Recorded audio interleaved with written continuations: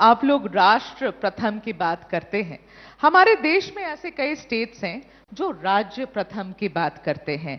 और जब हम भाषा की बात करते हैं, मैं भाषा को लेकर स्पेसिफिकली ये सवाल पूछना चाहती हूँ।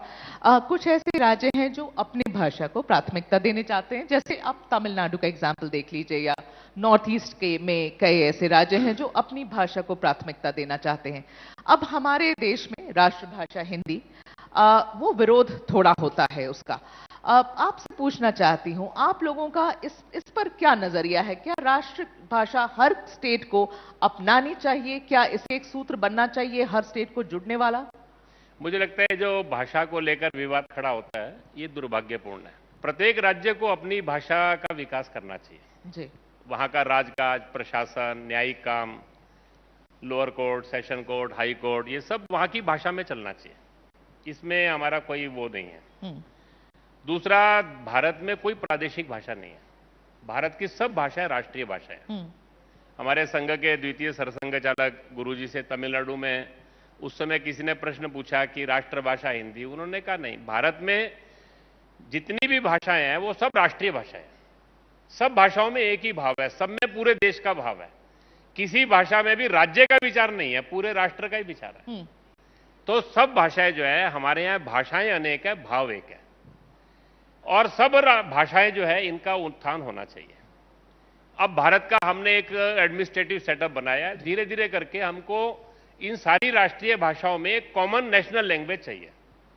अब कॉमन नेशनल लैंग्वेज चाहिए तो वो कौन सी होगी? तो किसी कालखंड में वो संस्कृत थी जी। अभी आज के समय में वो संभव नहीं है, तो वो हिंदी होगी। तो एक कॉमन नेशनल लैंग्वेज होगी। अगर आप हिंदी नहीं करेंगे तो कोई ना कोई एक कॉमन नेशनल लैंग्वेज आएगी। वो इंग्लिश आएगी तो कॉमन नेशनल लैंग्वेज नहीं होगी, वो कॉमन फॉरेन लैंग्वेज होगी। वो भारतीय भाषा नहीं हो सकती। तो और दूसरी बात उन्होंने उस समय कहा था कि अगर आप ये कॉमन फॉरेन लैंग्वेज को नेशनल लैंग्वेज बना लेंगे तो आपको अपनी राज्य की भाषाओं का अस्तित्व भी खतरे में पड़ जाएगा जी। आज अब मैं जाता हूं सब राज्यों में, तो हर जगह वहां के स्थानीय, महाराष्ट्र में मराठी मीडियम, तमिलनाडु में तमिल मीडियम जो विद्यालय हैं, बंगाल में बांग्ला भाषी मीडियम, उन विद्यालयों को संकट आ गया क्योंकि सब इंग्लिश मीडियम की ओर प्रवृत्त ये हो रहे हैं। वास्तव के अंदर भारत के अंदर ये जो सारा चला, ये बहुत ही दुर्भाग्यपूर्ण है।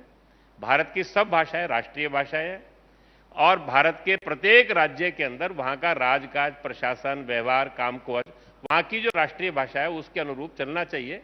एक धीरे धीरे करके एक कॉमन नेशनल लैंग्वेज के रूप में हिंदी का उत्थान हो, इसको एक स्वाभाविक प्रक्रिया में आने देना चाहिए। जब आप उसको जबरदस्ती करेंगे तो उसकी प्रतिक्रिया भी होती है। और कभी कभी अपने स्वार्थों के लिए जो विरोध करते हैं, मुझे लगता है उसकी बहुत चिंता करने की जरूरत नहीं है। समाज बहुत समझदार है।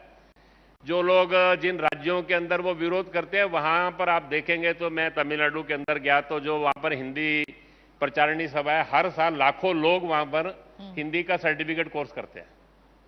तो उसके लिए अपने को ज्यादा चिंता करने की आवश्यकता नहीं है।